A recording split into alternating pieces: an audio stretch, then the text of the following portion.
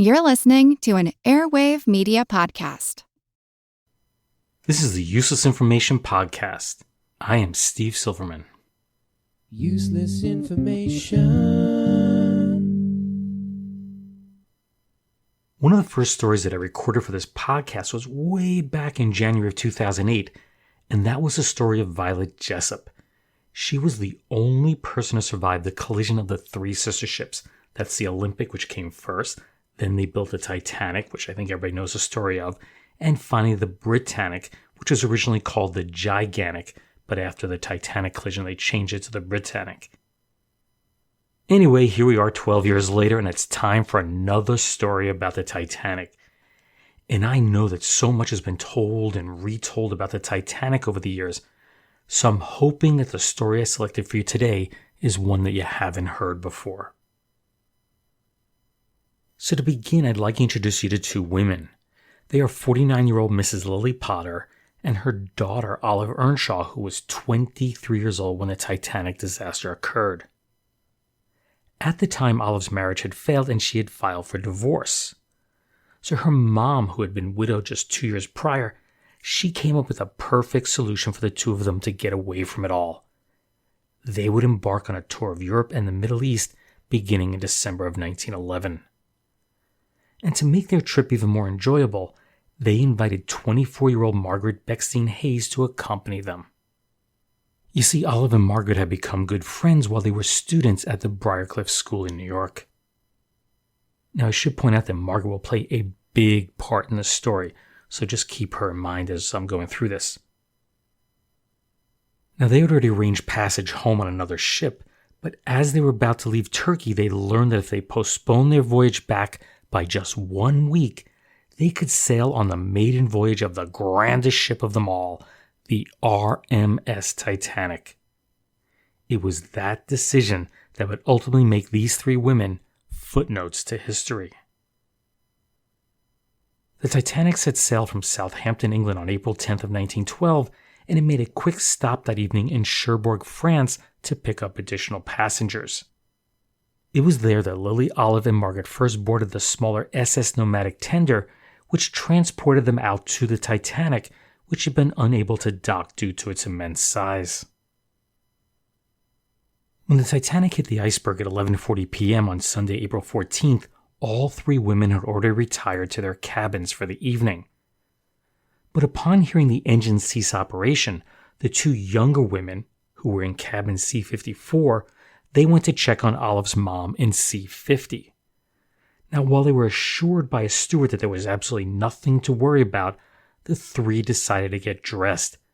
They even wrapped Margaret's Pomeranian named Bebby in a blanket, and they headed out to the sea deck. All three then proceeded to put life jackets on.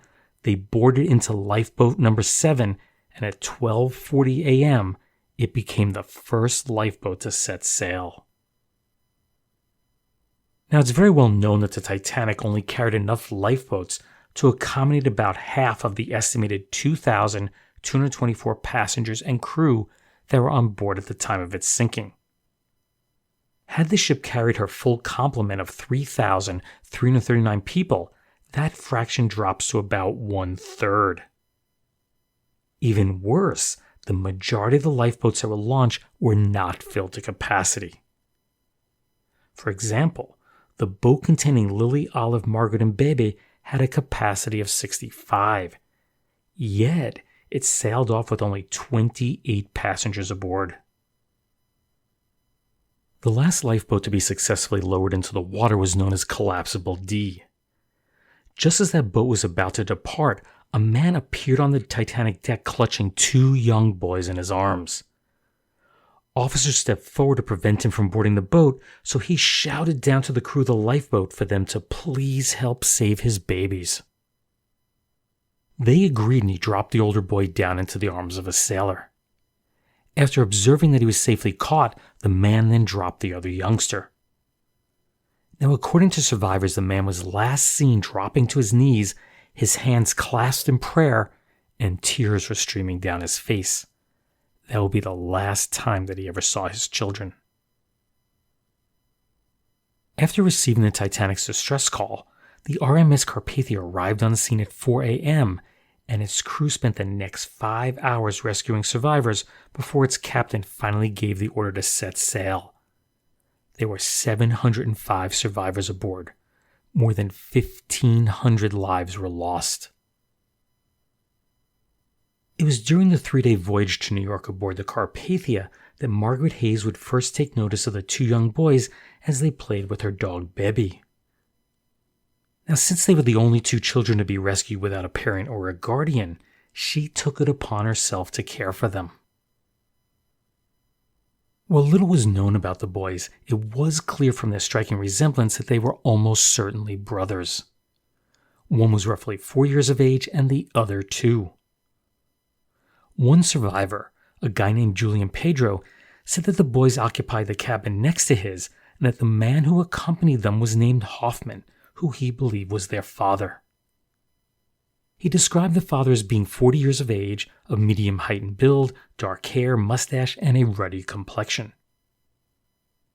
While Hoffman had little interaction with others on the boat, the survivors who did recalled that he spoke French and they believed that he was a widower. Margaret Hayes, who spoke fluent French, tried her best to learn what she could from the older boy, but she had no luck. To just about every question that she asked the boy, he would simply answer, "Oui."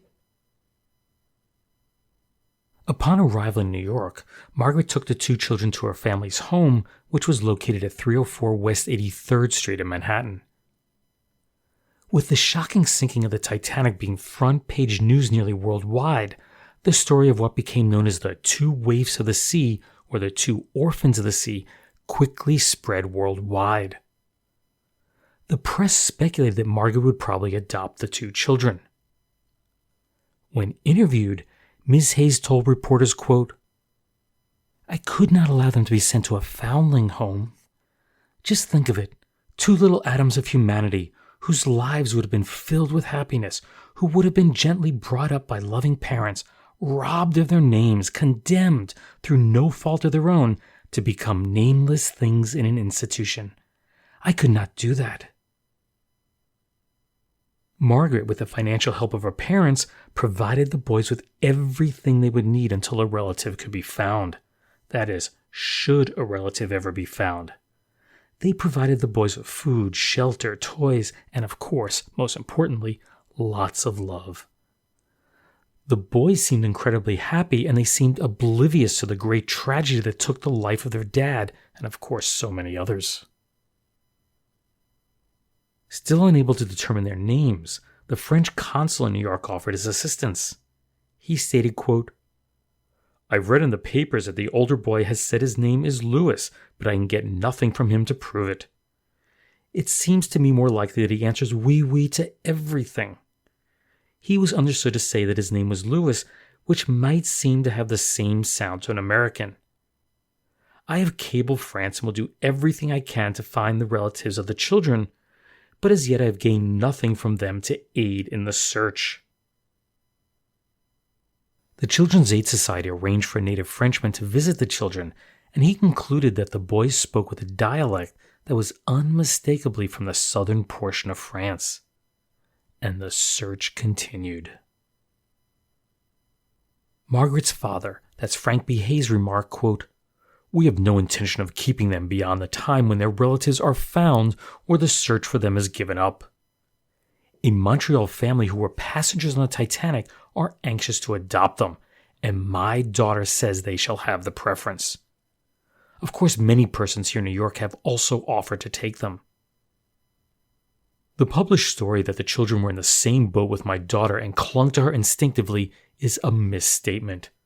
My daughter left in the first lifeboat, and the 2 children followed on later boats.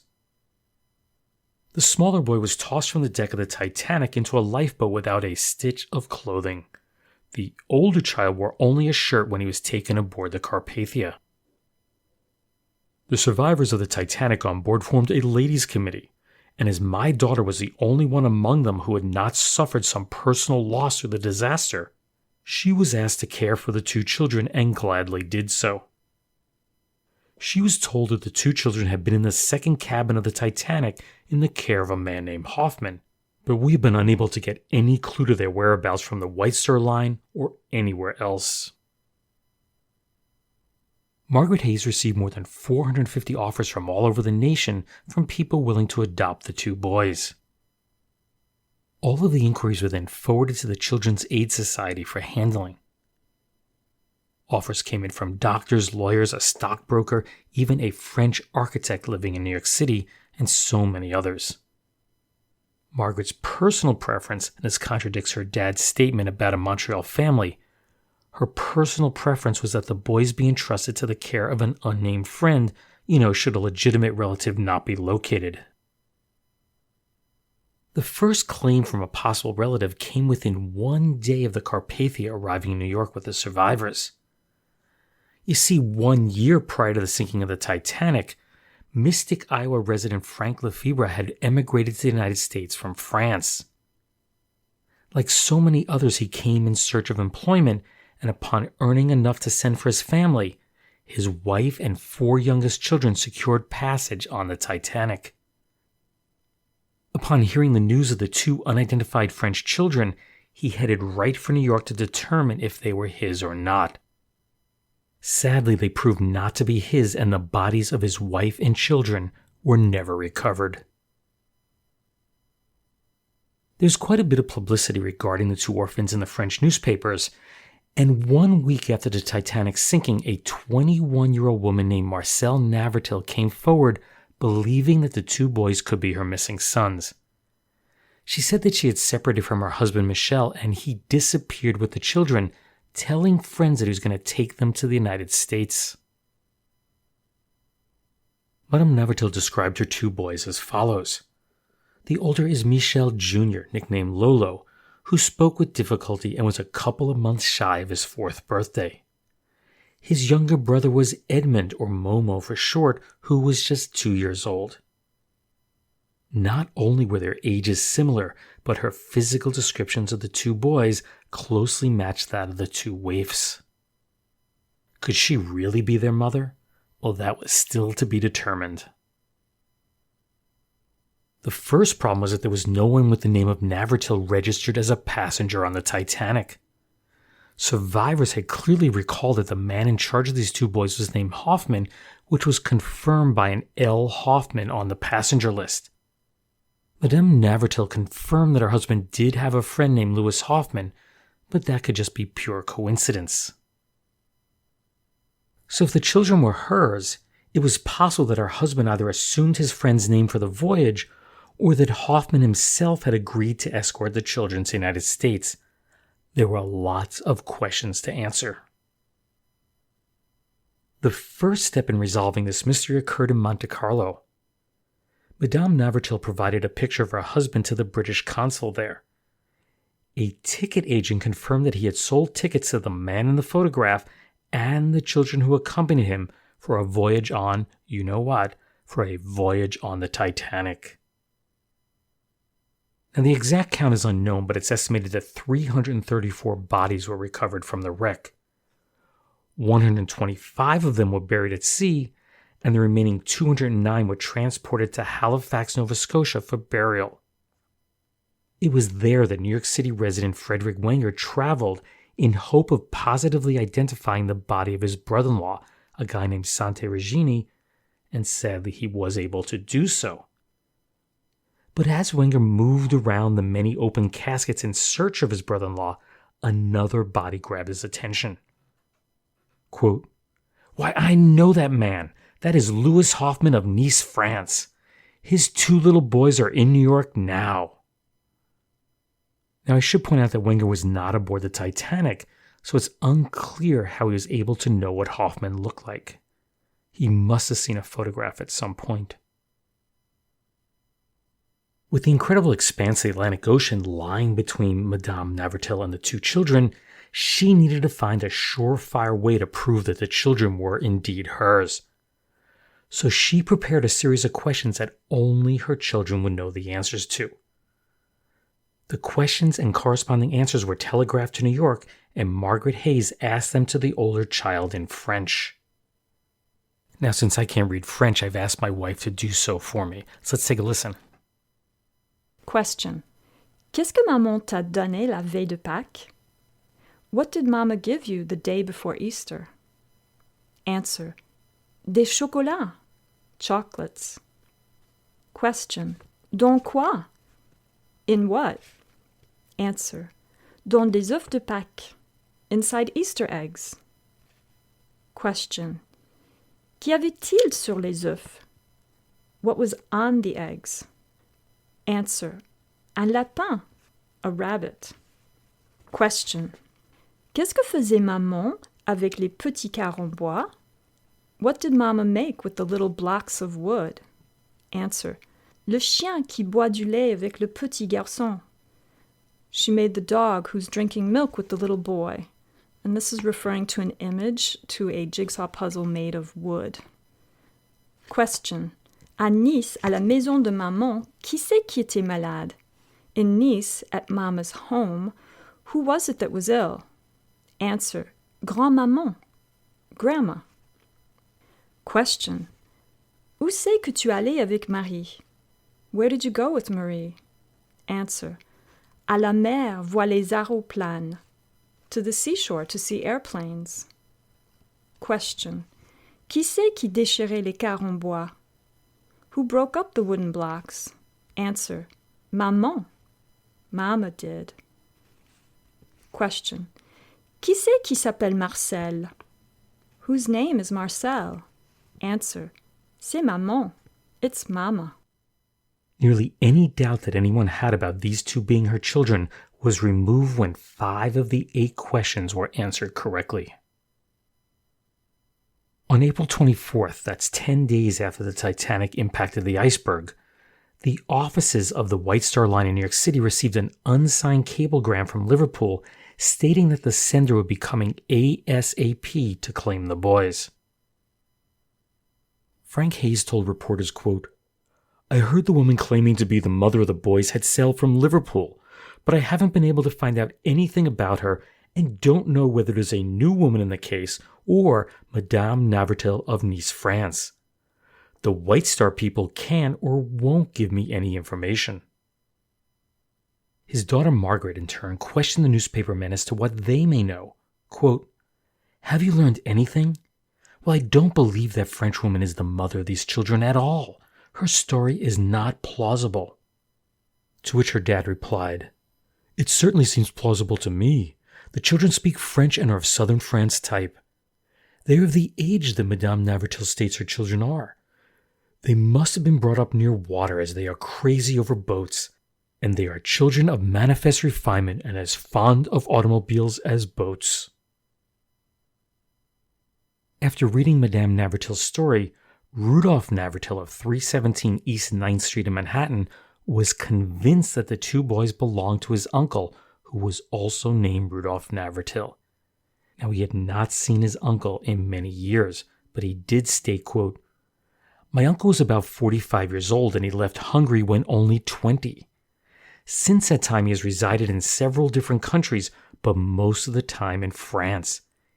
He continued, I've seen the pictures of the 2 Titanic waifs and can trace a strong family resemblance. There is not a shadow of a doubt that the children are my uncle's. The only doubt is as to whether it was my uncle who had them on board the Titanic or whether it was his friend Hoffman. Well, this lead seemed promising but was quickly proven wrong.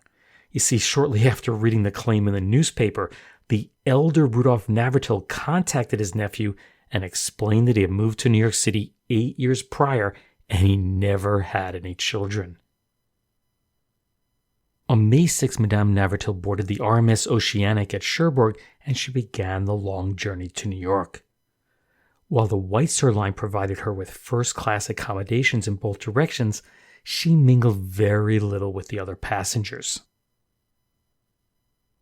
While awaiting her arrival, the Children's Aid Society placed the boys in the care of one of Madame Navratil's relatives, whose name was purposely withheld from the press. She was later identified as Rose Bruno, a cousin who worked as a governess in Elkins Park, Pennsylvania. Finally, on May 15th, that's 1 full month after the Titanic sank to its icy grave, the Oceanic docked in New York City and Madame Navratil was one of the first off of the ship. She was rushed through customs and then met at the pier by Margaret, her father Frank, cousin Rose, and of course a couple of others. After some brief introductions, they all took a cab to the office of the Children's Aid Society.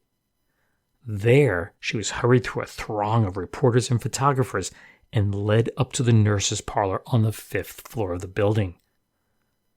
Now the rest of the party fell back as Madame Navratil slowly turned the doorknob, and then she pushed the door open. As she entered the room, she first spotted her eldest son, Michel, dressed in a tan sailor suit, and he was seated in the corner of a window with a picture alphabet book in his lap. Her other son, Edmund, was crawling on the floor, attempting to put a child's puzzle together. She knelt to her knees and she called out to her children. Mes enfants, mes petits! Edmund let out a wail and then he ran towards his mother. Oh, maman! Oh, maman! Michel quickly followed and they all embraced for quite some time. The three were alone in the room for nearly an hour, but she never asked them about the tragedy or their father. I do not want them to think about that. They must only be happy from now on. Only happy. No more distress. While Madame Navratil was fluent in French and Italian, she spoke no English. So her statements were all translated into English for the benefit of the reporters and their readers. I'm afraid they will both be frightened when they see the big ship on which I'm to take them back home Saturday. As for me, of course I'm not frightened, not at all. When asked if she'd agree to any of the offers of adoption, she replied, No, indeed, I couldn't give them up. She then went on to describe how the whole mess began. She'd been born in Buenos Aires to Italian parents, but her family soon moved back to Genoa. It was there that she met her future husband, Hungarian Michel Navratil. He was a tailor by trade and the two married in 1907 when she was just 17. The couple ultimately settled down in Nice where his business prospered. The two were very happy until shortly after the birth of their second son, Edmund. That's when, at least according to Madame Navratil, everything started to turn sour. Her husband had become insanely jealous and their marriage quickly fell apart. She filed for separation and was granted custody of the children. Dad was only permitted to see his children once a month. It was on April 7th, 1912, that's Easter Day, that Madame Navratil sent her children to see her husband. On Easter Sunday last, my children were taken to their father, and from that time to this I have not seen them. I then heard that he had sailed from Cherbourg on the Titanic, and when I heard of the sinking of the steamship, I almost lost my reason, for my babies, I thought, must have perished. Later came word that there were 2 children in New York, and when they told me what they looked like, I knew they must be mine. She did express that she believed that her husband had died in the wreck, but she had no proof other than the positive identification by that ticket agent in Monte Carlo that both he and Louis Hoffman were, in fact, the same person. On Saturday, May 18th, Madame Navratil and her 2 children would board the Oceanic and begin their return trip to Europe. Just before they set sail, she commented, The people here have been very kind. I have not had many offers of help, but I've felt more than I can tell the sympathy for my babies and myself and the trouble strangers have taken to bring us together. I've had hundreds of letters of sympathy and even offers of marriage. We are simple folk, my children and I, and we need not much. God has been good enough to bring us together after so many terrible things. But things did not go well when they got back home. Her deceased husband had sold his business for about $8,000, which is about $215,000 today, and the money was never found. It is believed that he was carrying the cash with him to America, and of course it went down with the ship.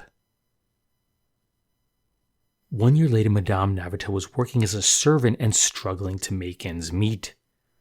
Word that they were living in poverty somehow got back to New York, and the Hayes family once again stepped in to help. Margaret told reporters, quote, Monday is the anniversary of the sinking of the Titanic, and the legal limit for filing claims expires then. To enable Mrs. Navratil to begin suit, I sent her the money necessary. Her dad filed a claim for $30,000, but it's unclear if Mrs. Navratil ever received any compensation for her loss. Margaret would go on to marry Dr. Charles D. Easton of Newport, Rhode Island on April 24th of 1913.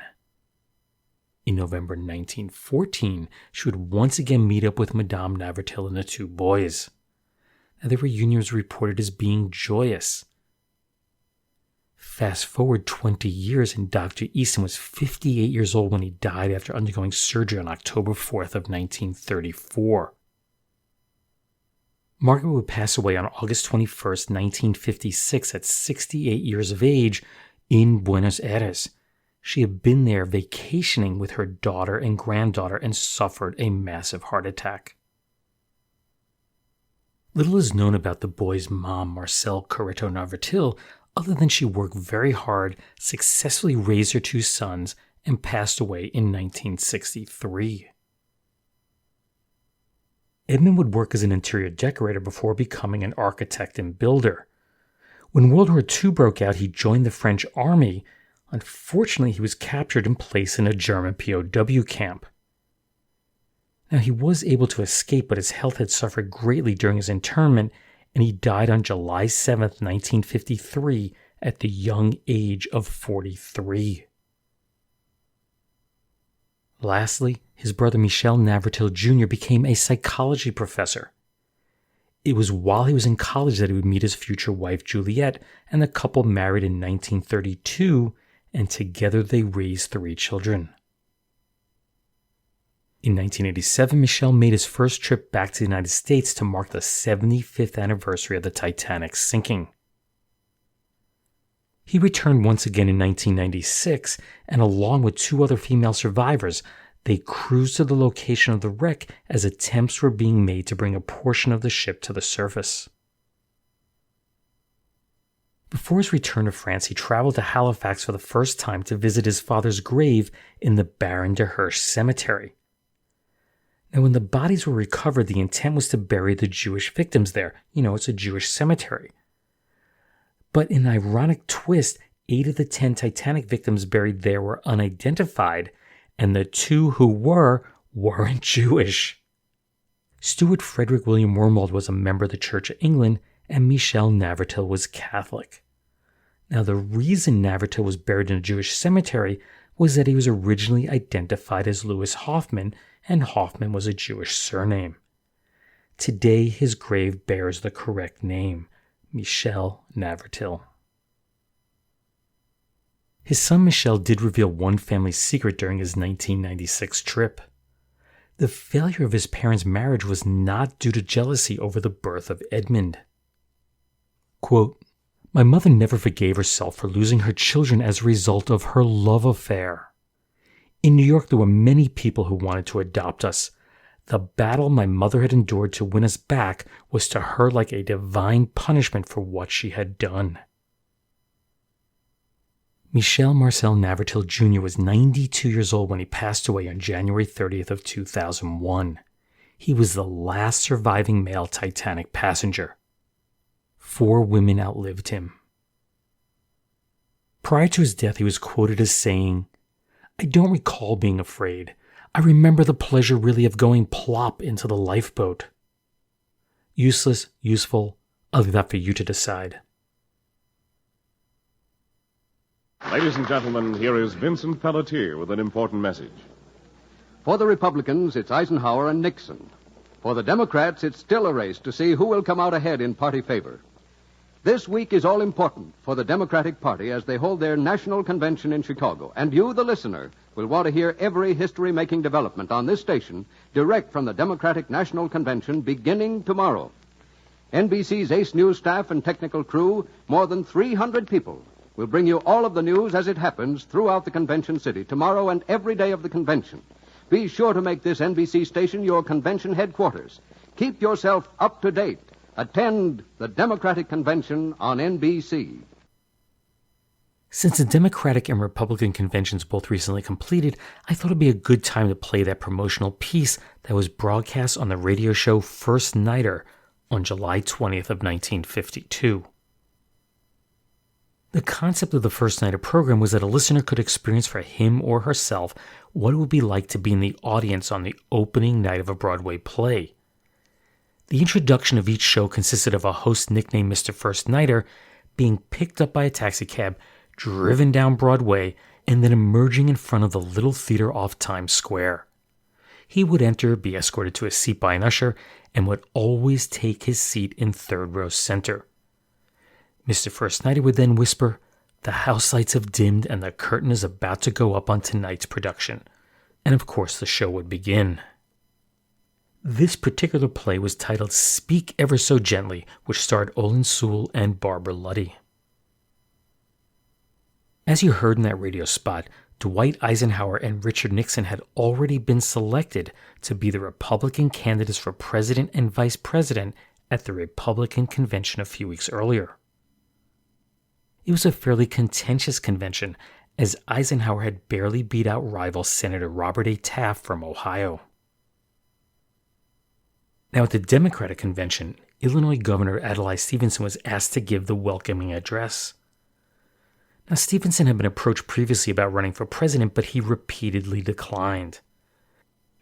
But after delivering such an excellent speech at the convention, there was renewed interest in Stevenson being the Democratic candidate. So Stevenson finally agreed to do it, and he was chosen as the party's candidate. The election was decisive. The Eisenhower-Nixon ticket won 55% of the votes and carried 39 of the then 48 states. In the Electoral College, it was an even greater blowout.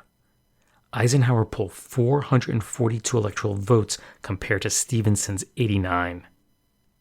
The two would have another matchup in the 1956 election, and the results were even worse for Stevenson. That second time, Eisenhower secured 457 electoral votes and Stevenson only 73. Now, I'm almost certain you've experienced what's known as contagious yawning. You know, you yawn after seeing someone else yawn. I think we've all experienced it. Well, in mammals, contagious yawning has been observed in humans, domesticated dogs, chimpanzees, and in the subline of the Sprague Dawley rat, which is basically a lab rat. So here's a question for you. Can you name the first non-mammal observed to experience contagious yawning? The first non-mammal that has experienced contagious yawning? Well, hang around for a bit and I'll let you know the answer at the end of this podcast. In other news, here are 3 stories from the 1940s that deal with advances in science and technology. Physicist Robert Oppenheimer's name has long been synonymous with the development of the atomic bomb, but he wasn't always very good at dating. It was reported on December 8th of 1945 that when he was much younger he had taken a girl out on a date and his car ran out of gas. Since it was a chilly night, he insisted that his date wear his coat to stay warm. Very nice of him. So Bob went to get some gas. His date waited an hour, but he never returned, so she went to the police to inform them of his disappearance. Maybe he was murdered, maybe he was kidnapped, who knows? Well, the search for the missing Oppenheimer was not difficult. The police found him asleep in his bed. He had apparently forgotten about his date and his car.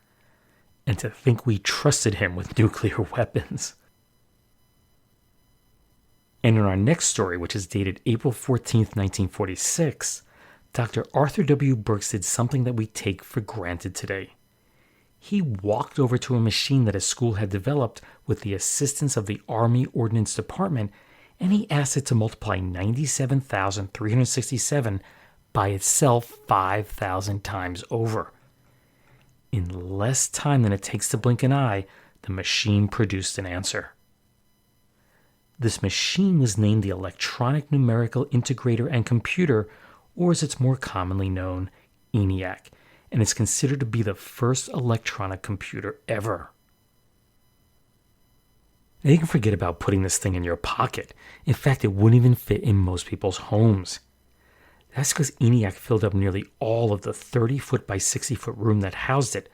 That's about 9.1 by 18.3 meters. and it consisted of 18,000 vacuum tubes, more than 500,000 solder joints, and it took more than 200,000 man-hours to build. The cost to construct it was estimated to be about $400,000, which is approximately $5.3 million today. It would take the invention in our next story to begin the process of miniaturizing computers into, of course, what we use today. On November 8th of 1948, Dr. Joseph A. Becker, who was a physicist at Bell Labs, introduced a new invention at a meeting of the Philadelphia chapter of the American Institute of Electrical Engineers. He claimed that this invention would replace those bulky vacuum tubes that were found in all of the electronics of the day. That included ENIAC, radio, and the newly invented televisions. And he predicted that someday this invention would make it possible to have a radio so small you could wear it like a wristwatch. The name of this new miniature electronic component was called the transistor, and boy did it revolutionize electronics. So what do all these books have in common? 1984, To Kill a Mockingbird, The Catcher in the Rye, The Great Gatsby, Catch-22, Ulysses, Silent Spring, and A Brief History of Time. Well, it turns out they're all consistently cited as among the greatest books ever written.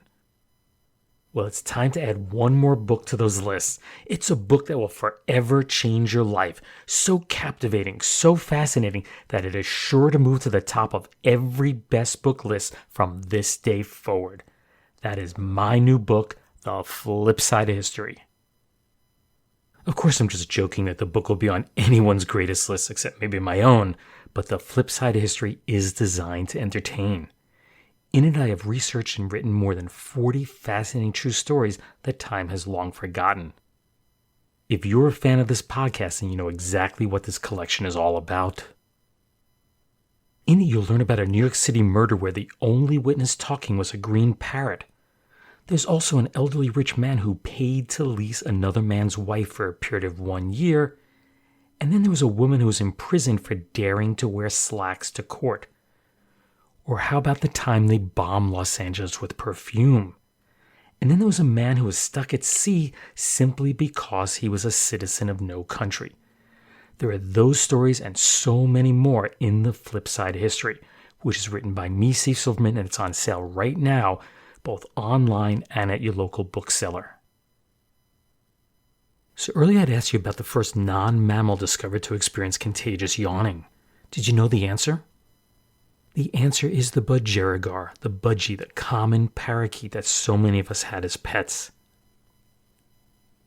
In a May 2015 study in the psychology department at the State University of New York at Oneonta, researchers were able to prove that parakeets did the same exact thing.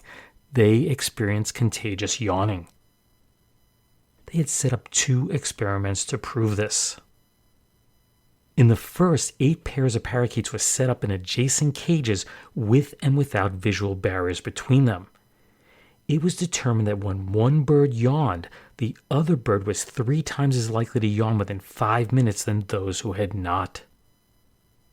And in the second study, those same birds were shown a video of a parakeet yawning, and they were observed to yawn twice as often as those who had not seen the video. The researchers attributed the contagious yawning to being a primitive form of the birds showing empathy towards one another. Well, that brings another episode of the Useless Information podcast to a close. As I just mentioned a few minutes ago, my new book, The Flip Side History, is finally available. You can purchase it as a physical copy, as an ebook in both Kindle and Nook versions, and as an audiobook. Now, I should point out that I did not do the narration for the audiobook. A professional reader was hired to record it. Honestly, I wasn't even aware until late June that there was going to be an audio version of the book, and by that time they already had arranged the whole thing. My understanding is that promotion for the book should begin shortly. Now, if you have a favorite radio station or podcast that you think I'd be an excellent guest for, just let them know. They can easily contact me. They can see what I offer, listen to what I have, and maybe they'd want me on as a guest. Now, it's been many years since my first book came out, but I was asked to do quite a number of interviews back then, and most of them were on morning radio or very late at night. And that's because the stories are so quirky and unusual and lighthearted. So I was actually on some of the shows multiple times. So if you know somebody that may be interested in having me on, feel free to mention it to them. Just a reminder to be sure to sign up for my Twitter feed. It's at UselessInfoCast, and that'll allow you to be among the first to know when a new episode is released. Again, the handle is at UselessInfoCast. Also, be sure to like the show on Facebook. Just do a quick search for the Useless Information Podcast there, and it should pop up. You can subscribe to the podcast through Apple Podcasts, Google Play, Spotify, TuneIn, or wherever you listen to your favorite podcasts. Anyways, thanks for listening, and I hope you tune in the next time. Take care, everyone. Bye.